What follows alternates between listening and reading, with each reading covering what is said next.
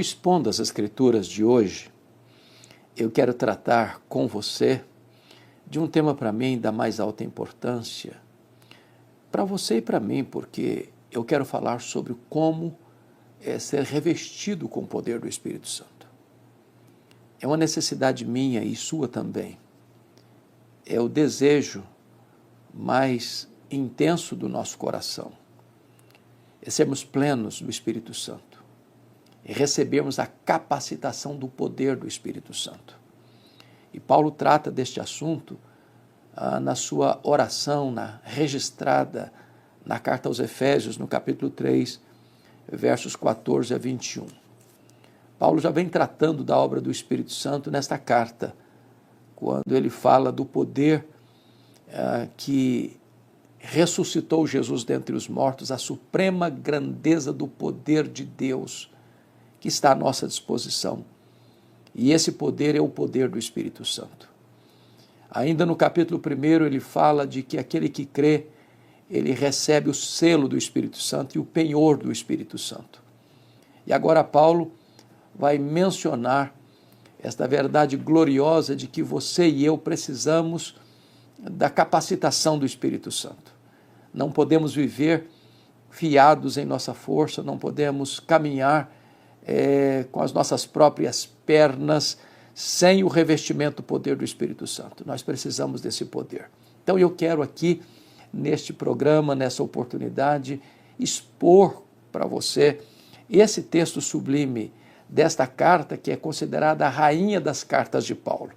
Paulo está preso em Roma, na sua primeira prisão, quando escreve esta epístola à igreja de Éfeso, e aqui ele vai mostrar para nós, no capítulo 3, o grande mistério oculto das gerações, mas agora revelado, e esse mistério é que o propósito de Deus era juntar, unir judeus e gentios no mesmo corpo, o corpo de Cristo, a igreja do Deus vivo. A igreja de Deus não é uma igreja de uma etnia apenas. Ela não é composta apenas de judeus, mas de judeus e gentios. Não importa que raça, não importa a cor da pele, não importa a cultura, não importa a condição social, não importa a geografia, todo aquele que crê no Senhor Jesus faz parte da família de Deus, é membro da igreja de Deus, faz parte do grande rebanho de Cristo. E é isso que Paulo vai tratar com a gente aqui nesse texto. E eu vou lendo, na medida que eu for lendo, nós vamos fazer essa exposição. Se você puder pegar uma Bíblia e acompanhar, tanto melhor, para nós avançarmos bem na exposição desta palavra, desta mensagem. Então, capítulo 3 de Efésios, versículo 14, Paulo diz: por esta causa, eu me ponho de joelhos diante do Pai. Que causa ele está falando? Qual é o assunto que ele está tratando? Ele vem exatamente no texto precedente, mostrando o grande mistério revelado, que é a igreja composta de todas as raças, de todos os povos, de todas as etnias, de todas as cores, de todos os matizes, de todas as culturas, de todas as procedências geográficas, de todos os componentes da história. Deus tem um só povo, Deus tem uma só família, Deus tem uma só igreja, Deus tem um só rebanho, e este é formado de todos aqueles que creem no Senhor Jesus, que Ele comprou com o seu sangue, os que procedem de toda a tribo, raça, povo, língua e nação.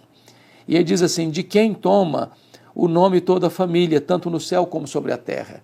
Ou seja, está falando de duas igrejas aqui, da igreja militante e da igreja triunfante, da igreja que milita na terra e da igreja que está glorificada no céu. Do Pai, esta igreja toma o seu nome. Ou seja, Deus o Pai é a nossa identidade. Ele é a nossa referência. Nós pertencemos a Ele, somos filhos dEle, adotados na família dEle. Nós temos Jesus como nosso irmão maior, nosso irmão primogênito. E desta maneira, tanto aqueles que já partiram estão na glória, como aqueles que ainda estão aqui militando, todos nós tomamos como referência da nossa vida a pessoa de Deus Pai. E ele diz no verso 16 assim: para que, segundo a riqueza da sua glória, vos conceda que sejais fortalecidos com poder, mediante o seu Espírito no homem interior. O que ele está fazendo aqui é um pedido muito ousado. Ele está pedindo que Deus, segundo a riqueza da sua glória, nos conceda isso, o que ele vai pedir. E a glória de Deus é a somatória de todos os atributos de Deus. A glória de Deus não é um atributo, mas a soma de todos eles. É como se Paulo estivesse pedindo: Deus, tudo quanto tens, tudo quanto és, na expressão máxima do teu ser, responda o meu pedido, responda a minha oração, atenda o meu clamor. Para que sejais, e qual é o pedido? Para que sejais fortalecidos com poder. Nós somos muito fracos, nós não ficamos nem de pés corados no bordão da autoconfiança.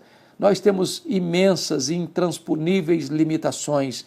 Nós não podemos viver vitoriosamente neste mundo caído, neste mundo posto no maligno, neste mundo que odeia a verdade, neste mundo que persegue o cristão porque persegue a Cristo. Nós não podemos viver sem esta capacitação de poder. Precisamos desse poder. Esse poder não emana da terra, ele procede do céu. Ele não vem dos homens, ele é dado pelo Espírito Santo de Deus. E Paulo está pedindo para que Deus use todo o seu ser para atender a este clamor, para que a igreja, você e eu, sejamos revestidos com esse poder. Como assim? Ele diz: mediante o seu Espírito. O poder vem do Espírito Santo. Ele é a fonte desse poder. Aliás, foi o próprio Jesus quem disse aos seus discípulos, depois que ressuscitou: permanecei na cidade de Jerusalém, até que do alto sejais revestidos de poder.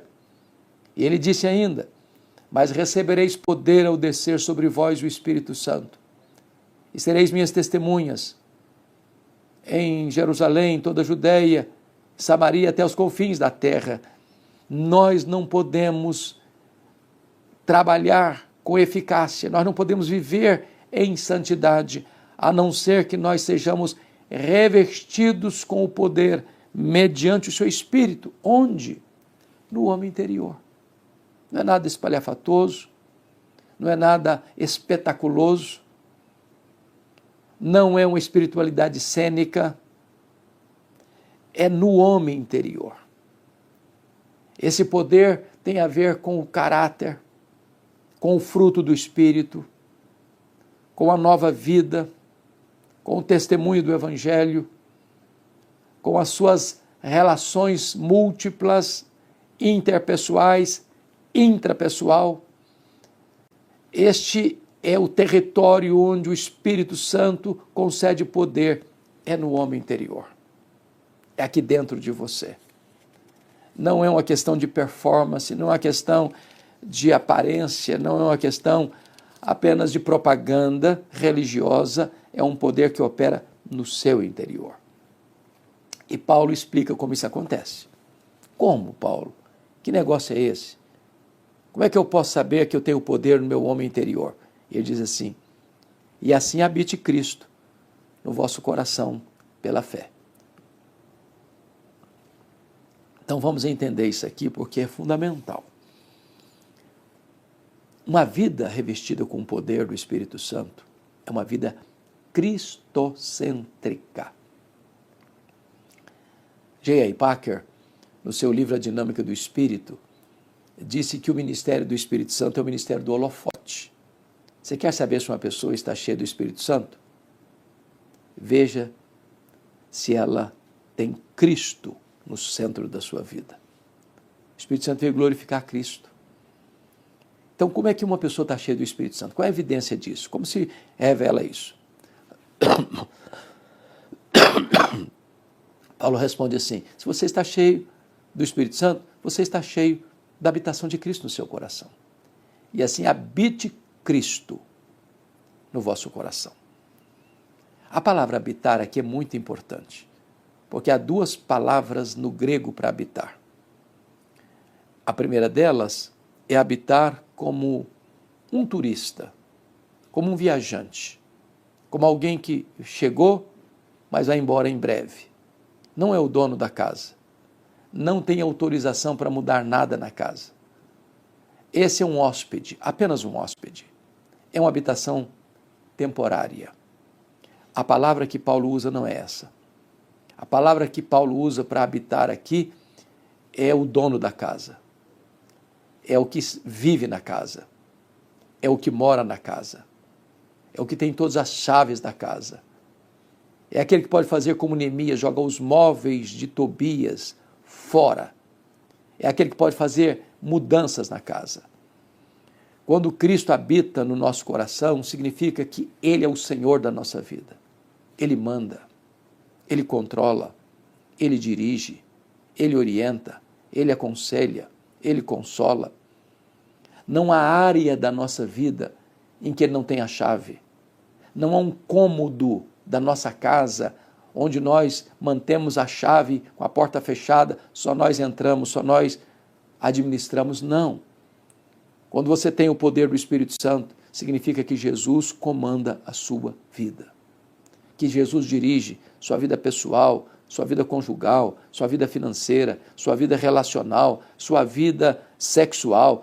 Todas as áreas da sua vida estão debaixo do governo, do controle, da direção do Senhor Jesus Cristo. Como é que Ele habita no seu coração? Diz Paulo, pela fé. Pela fé. Você crê nisso. Você entregou as chaves para Ele. Ele tem um controle. Ele é o Senhor. Ele manda. Você obedece. Você crê nisso. E aí Paulo vai orientar melhor. Mas o que significa, Paulo, essa ideia de Cristo habitar no meu coração como evidência desse poder? Ele diz, estando vós arraigados e alicerçados em amor. Como é que eu sei que Cristo está no meu coração habitando? Porque Ele manda na minha vida. Esse eu amo. Esse eu amo.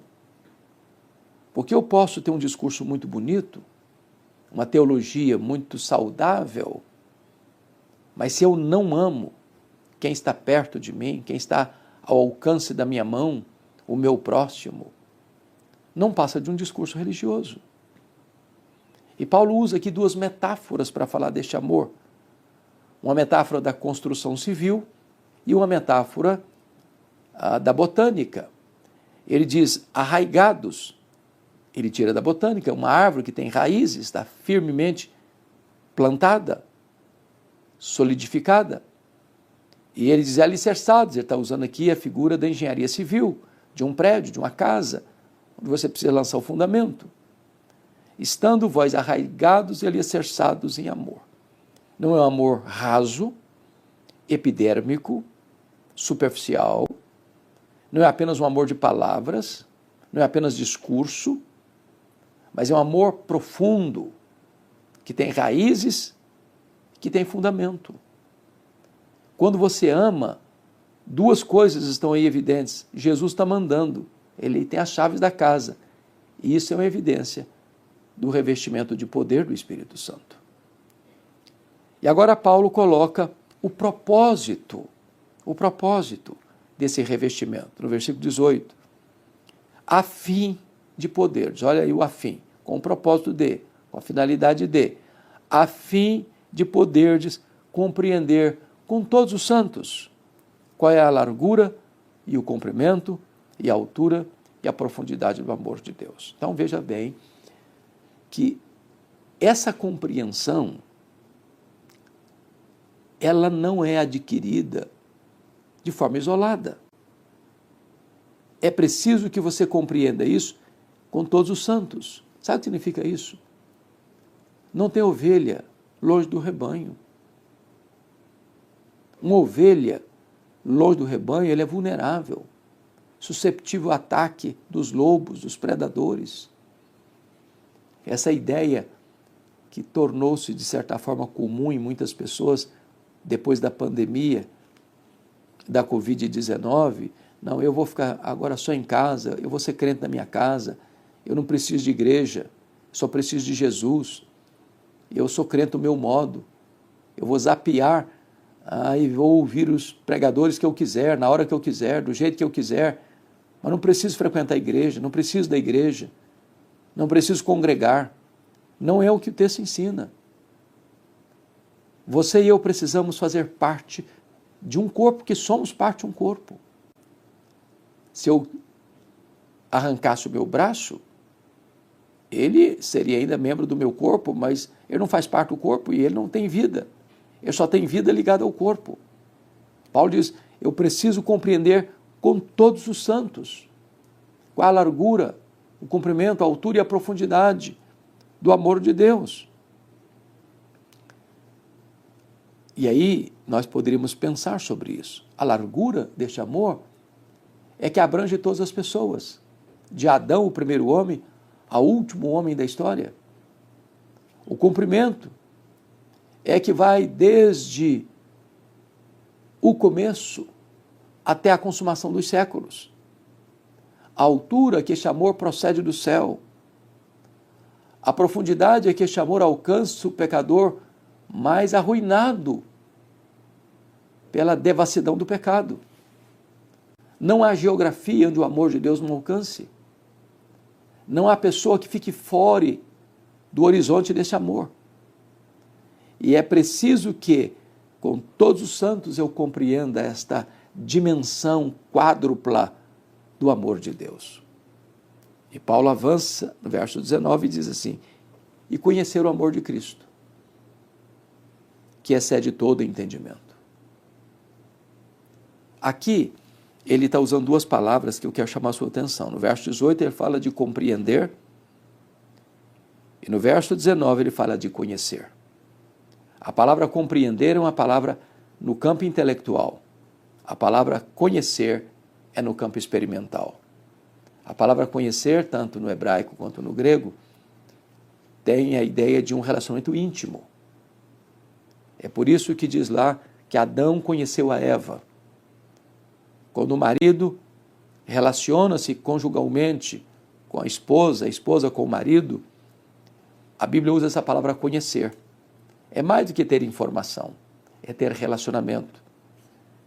E conhecer, então, o amor de Cristo é experimentar esse amor. É beber desta fonte. É usufruir desta intimidade. É desfrutar desta relação pessoal com o Senhor. E o próprio Jesus disse, se alguém tem sede, venha a mim e beba. Quem crer em mim, como diz a Escritura, do seu interior fluirão rios de água viva.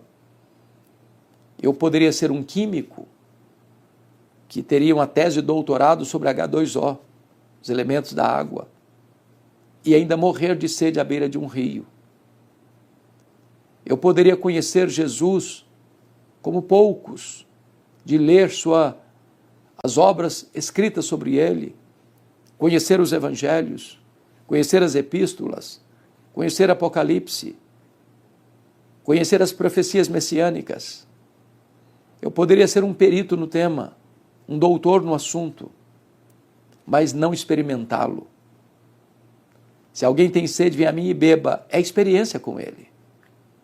E quando você conhece o amor de Cristo, esse amor vai para além de qualquer compreensão humana. Ele, sendo Deus, se fez homem. Sendo rico, se fez pobre. Sendo rei dos reis, se fez servo. Sendo santo, santo, santo, se fez pecado. Sendo bendito eternamente, se fez maldição. Sendo Deus, não julgou como usurpação o ser igual a Deus. Antes a si mesmo se esvaziou, assumindo a forma de servo, humilhando-se até a morte, e morte de cruz. Por amor, ele veio até nós. Ele deu a sua vida por nós. Ele se entregou por nós. Não há amor como este. O amor de Cristo, diz Paulo, nos constrange. Paulo diz assim, talvez por um justo alguém se anime a morrer. Dificilmente. Mas Deus prova o seu próprio amor para conosco. Pelo fato de ter Cristo morrido por nós, sendo nós ainda pecadores. Deus não poupou o seu próprio Filho. Ele voluntariamente se entregou. Esse é amor maiúsculo, superlativo, eterno, sacrificial, perseverante. Amor singular. O amor de Cristo que excede todo o entendimento. Ora, veja, Paulo vai chegar agora no ápice desta oração. Eu acho que não tenho condições de ir mais além ou subir mais alto, onde ele diz assim, para que sejais tomados de toda a plenitude de Deus. Veja você que ele não falou para sermos tomados de Deus, nem tomados da plenitude de Deus, mas que sejamos tomados de toda a plenitude de Deus. Penso eu que esta é a oração mais ousada que um homem pôde fazer na vida. Porque a grande pergunta é quem é Deus? E só para citar os atributos que só Deus os tem, os atributos incomunicáveis de Deus, nós diríamos, Deus é autoexistente, Deus é imenso, Deus é infinito, Deus é eterno, Deus é imutável, Deus é onipotente, Deus é onipresente, Deus é onisciente, Deus é transcendente, Deus é soberano, Deus é maior do que tudo quanto Ele criou. Se perguntarmos, mas então qual é o tamanho do que Deus criou? Nenhum astrônomo, por mais robusto que seja o seu conhecimento, por mais peregrina que seja a sua inteligência, é capaz de afirmar categoricamente qual é o exato tamanho do universo. O que os cientistas dizem e afirmam hoje é que o universo tem mais de 93 bilhões de anos-luz de diâmetro. Se você voasse à velocidade da luz, 300 mil quilômetros por segundo, nessa velocidade, você demoraria mais de 93 bilhões de anos para ir de uma extremidade à outra, pois Deus é maior que tudo isso. Abraham Kuyper, primeiro-ministro da Holanda, disse que não há um centímetro desse universo onde Deus não possa dizer, estou aqui, criei isso aqui, sou dono disso aqui. Pois Deus é maior que o universo. E agora Paulo está orando para que você e eu sejamos tomados de toda a plenitude de Deus. É incompreensível, vai além do entendimento. Paulo chegou às alturas excelsas da ousadia na sua oração. O que eu acho curioso é que nós poderíamos pensar assim, Paulo, será que você não está delirando na prisão ao fazer um pedido tão ousado?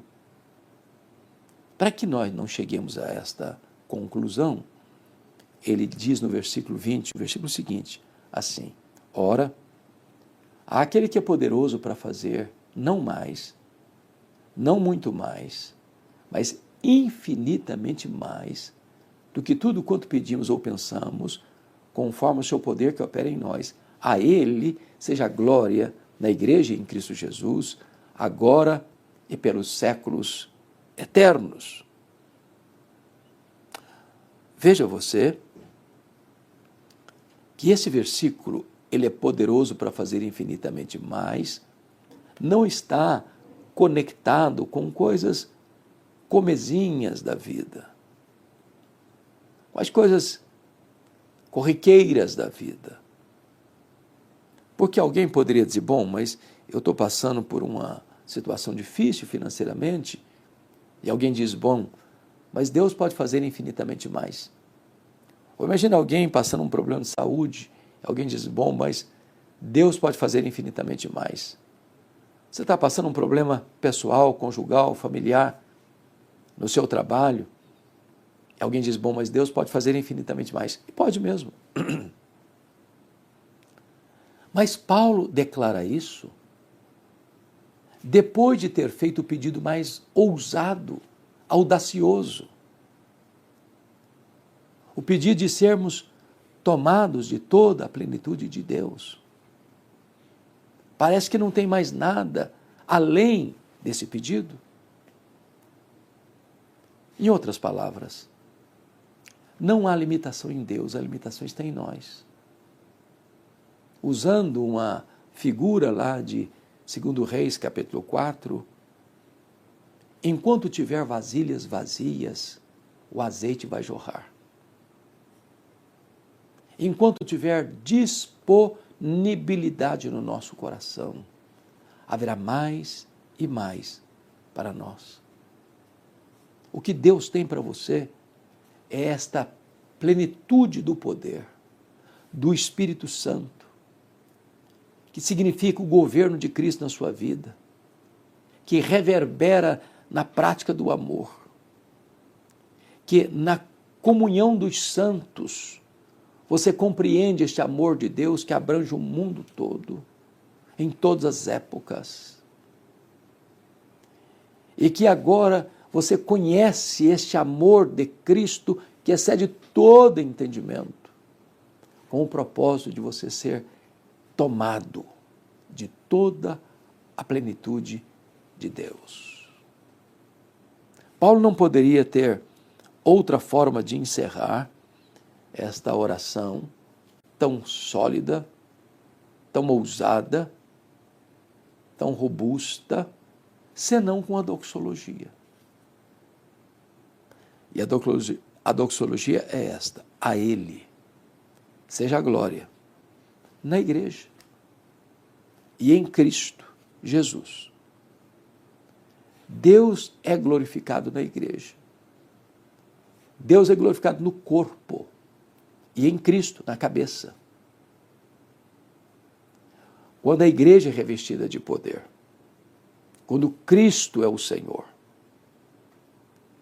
quando você e eu vivemos o cristianismo de verdade, amando, não amor raso, mas profundo, como uma árvore que está plantada e como uma casa que está solidamente edificada. Quando você assim o faz, diz a Escritura, então, você é tomado de toda a plenitude de Deus. Esse Deus que pode fazer mais, mas muito mais, mas infinitamente mais. Esse Deus é digno de ser honrado, de ser adorado, de ser exaltado. Este Deus é digno de receber a glória na igreja e em Cristo, no corpo e na cabeça. E aí, ele diz, por todas as gerações. Não há geração que não seja alcançada pelo entendimento desta verdade, que não deva estar incluída nessa doxologia, neste clamor, mas não só agora, no tempo, mas por todo o sempre, por toda a eternidade. E é desta maneira que ele encerra esta oração com um sonoro amém.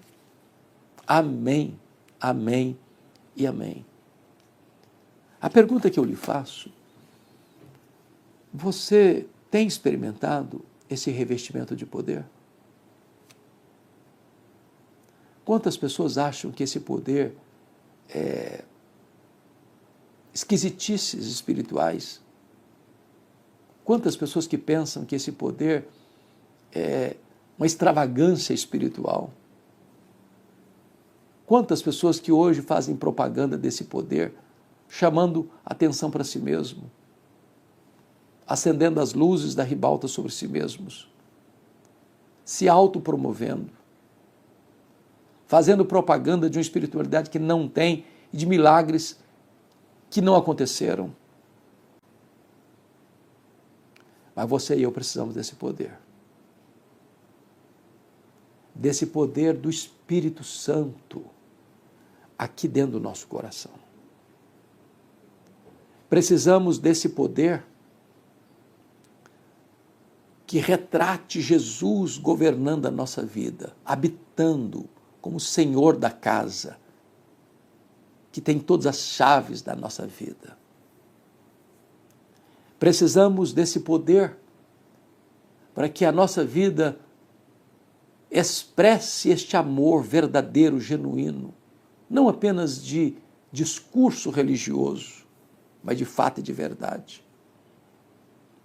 Precisamos desse poder para estarmos juntos com todos os santos, o corpo de Cristo, que não levanta muros, mas constrói pontes, que não olha o irmão de uma outra denominação com desdém, com desprezo, com preconceito. Mas se estamos em Cristo, alcançados pela graça de Deus, firmados na verdade de Deus, então nós fazemos parte do corpo, da igreja, da família, do rebanho. Então todos nós juntos vamos compreender com mais clareza este amor de Deus, que tem largura, que tem comprimento, que tem altura, que tem profundidade. E vamos então conhecer o amor de Cristo, que excede todo entendimento, que está para além de qualquer compreensão humana, a fim de sermos tomados de toda a plenitude de Deus. Como se cada poro do nosso corpo exalasse a presença de Deus. Se a presença de Deus estivesse totalmente impregnada em nós. E nós vamos então ser tomados por esta bendita presença. O que vai nos levar, certamente, a uma compreensão de que para Deus não há limitação.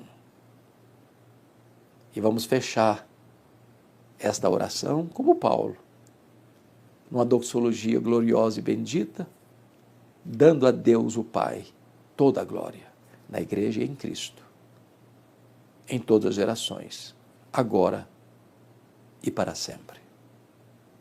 A minha oração é que esta breve análise desse texto, que é tão rico, tão profundo, com implicações tão relevantes, possa ter abençoado o seu coração, trazido luz para a sua mente, trazido alegria para o seu coração, e que você possa viver na plenitude do poder do Espírito Santo de Deus.